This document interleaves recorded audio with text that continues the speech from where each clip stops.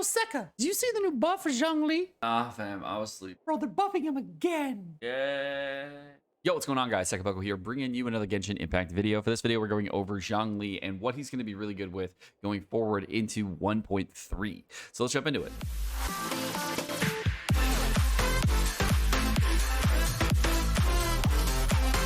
If you haven't caught the news yet, there is a new buff to Zhongli that's been added. Link to this in the description below. Essentially, this is the important part. When you walk into a certain radius, there is going to be a physical damage reduction bonus that Zhongli is going to provide when they come in, which is insanely good. And this is going to be even better for Zhongli because of the way that you can use him in certain teams. The other parts of this doesn't really matter and doesn't pertain to the rest of this video, but if you want to check the full patch details, of course, link to that in the description below. Just check that out there. You can see more details on it, but we're going to be going over the most important change and why this change is going to be very, very big for Zhongli. If you haven't seen it yet, recently I put out a video with my Zhongli and I go over exactly what a great DPS set with her is, and using her as a physical damage build is really, really strong.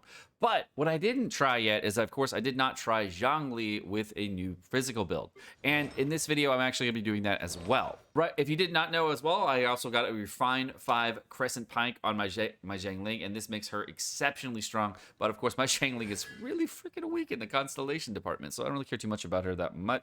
But Zhongli, though, might be interesting. I figure what I can do is I can actually take his normal attacks and actually boost him to the next level. But what I do know of this about Zhongli, and I'll compare this to Zhongli so you can kind of see where the physical damage boost is going to really, really come into play. All right, so let's go ahead. First thing we need to test is the attack speed for both characters. So the thing to know about Zhongli versus Zhongli is Zhongli actually has an entire other hit that's going to be in his attack rotation, but he has the exact same attack speed as Zhongli. The reason this is super important is because of the way the two characters' normal attacks work. Unfortunately, for Zhongli actually has better ratios overall and does more damage than Zhongli on the normal attacks because she actually starts at a higher value on her normal attack damage. If you go to Zhongli's base talent at talent level 1, you can see he starts at 30% going up to 54% at maximum on his talent level 1s, and his 4-hit combos at 10.8%, and the 4th hit and the 3rd hit here, 38 and 42 respectively. Remember these 3 values. And if we compare them to Zhongli, she starts at 42% going at 42%, but she only gets a 3rd hit at 26% here, 26% here. So that's going to be overall lower than the 2 3rd and 4th hit for Zhongli. And the 14% hit is going to be bigger on her 4th hit. So overall, she actually has higher hits on every hit throughout the rotation except for the middle hits. And she also does a higher last hit than Zhongli. And Zhongli's charge attack is due to 111% damage, whereas Zhongli's will do 122%. So overall, effectively, Zhongli is actually just weaker as far as normal attacks considered than Zhongli. What's really interesting is if you compare the total amount of damage that you're going to be able to do with Zhongli versus Zhongli, you can actually do more total normal attack damage with Zhongli than Zhongli by this much. Even though the initial 2-3 hits are going to be actually much weaker than Zhongli, you're actually going to have more overall damage on your Zhongli. But you don't really start outscaling Zhongli until about the 4th hit. So in your rotation, you're really going to have to worry about min-maxing your overall kit and making sure that you can actually hit more times in a damage rotation to do more damage on Zhongli.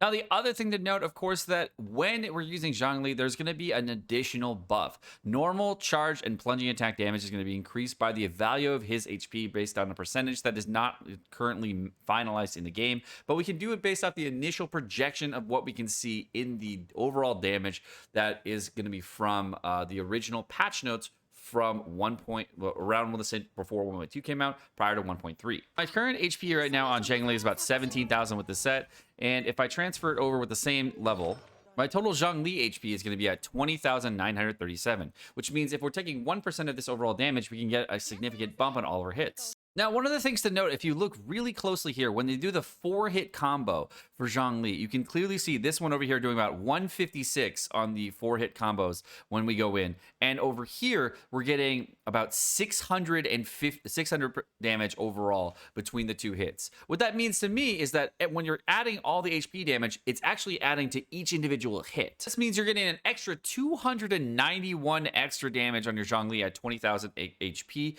And on top of that, you're adding in critical damage. If you add in critical damage on top of that, those hits, the HP amount can actually double if we get you even more damage, and you can see insanely high values on your overall kit because this damage modifier is actually based on if you crit or not either way. And it's not going to be an additional damage hit. It's just going to be way more damage. Now, fortunately, in the showcase they showed right here, it's really hard to get all the exact numbers here and try to figure out exactly what's right because each of the hits doesn't crit or not crit uniquely. So they didn't crit and not crit at the same time. So it's really hard to give you the best, what they did.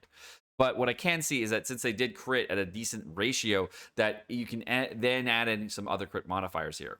Now, 291 damage may not seem like a lot, but can be a significant amount when we're talking an additive modifier on top of what's with the Crescent Pike. Of course, note that those changes that you just saw were before the Fizz damage changes that have been brought to the game. Okay, so now let's go ahead and do a Fizz rotation here with the physical build for Zhongli with no superconductor or anything like that. Let's do some damage here. You can see this is the hits from the Crescent Pike. Let's get some energy particles back. See, here's the damage from the Crescent Pike. Cool. So there's the full attack rotation slowed down, and here's it sped up. So with all of those hits, in conclusion, what I can clearly see is that adding in an extra 291 damage on top of this would be pretty significant. Because on top of all this, you're adding in the Crescent Pike damage on top of it. You're adding in all the other damage that you're getting from the normal attack ratios. And adding all those little things together is going to be very strong. This means to me that an HP build is not going to be the way when Zhongli comes out on 1.3. A full normal attack build that's going to be very, very similar to the way Zhang Ling is built with the Crescent Pike could be an exceptionally good damage build. And I'm really excited to see how much damage we can actually potentially do with the Crescent Pike build going forward. So free-to-play players that had actually pulled for Zhongli can actually rejoice because this is going to be the best free-to-play build that I can think of that's not going to be, 5-star weapons, etc. And this is going to be very, very, very good for free-to-play. Now, in addition to what I've just mentioned here, you also have to factor in a minus 20% physical damage reduction that people are going to have. So whenever we're talking about treasure hunters or everything else that they already have reduced physical damage, but for all the hilichurls and everything else in the map, that minus 20% that you're going to get is going to be really significant, especially when you pair it with superconduct, etc. And having minus 20% physical reduction going forward is going to be a great team for Zhongli.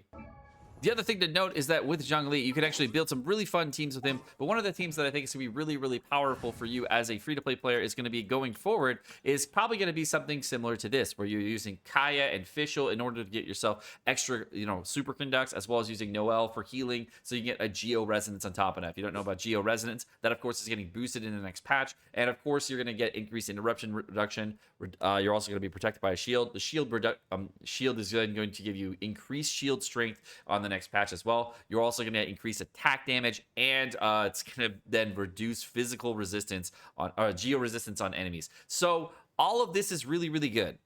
Patch with decreasing geo resistance, now also having it so that you can reduce physical resistance and geo resistance at the same time, gives you a well-rounded kit for Zhongli, making him a top-tier damage option for physical builds in this case.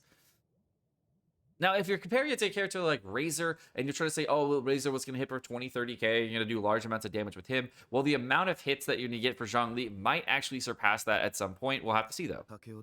Now, my current set is exactly the same as was for the Zhang Ling video because it's the same exact artifacts, but of course I have 39% crit rate and 154% critical damage, and I'm going to be running with a physical damage bonus build, even though I do get 21% geo damage bonus. That's going to help me boost for the other parts of my set. So I'm actually kind of curious to see if we do a physical damage bonus build, you're going to get decent enough damage on the set. Elemental Mastery just boosts the amount of shields for Yip and Crystallize, but with Superconductor in the mix, I wonder how it goes. All right, so with the Geo Resonance, I'll do that same damage test over here.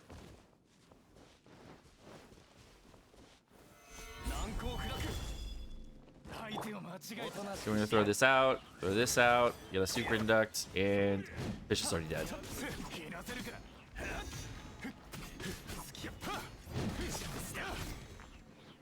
you can see the damage difference on that one enemy was definitely pretty large, but Fischl died.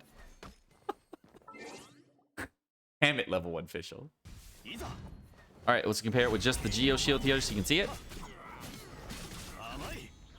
No, Superconduct, I believe, provides a minus 40% fizz damage reduction currently. And if you were going to equate that to the fizz damage reduction here, you can add that on top of it. So you get minus 60% total fizz damage reduction over your overall kit. Now, what's really interesting with Superconduct and fizz reduction is if you go below 0%, what I've heard is that it actually goes down by half as far as effectiveness goes. So that now you go to minus 30% physical reduction at that point for both buffs. Unless they already are below that point, then you could have even more. So, all right, guys, well, my name is Sekapoko. Thank you so much for watching. I hope you guys enjoyed this video. I hope you enjoyed this analysis for Zhongli and how he could potentially be extremely good with a physical build going forward in the overall sense of things. And let me know if you think a Fizz build Zhongli is going to be really, really good in the next patch, or if you think that the Geo build that he's going to have is going to be still the exceptional build and the way to go. Have a great rest of your day, guys. Peace.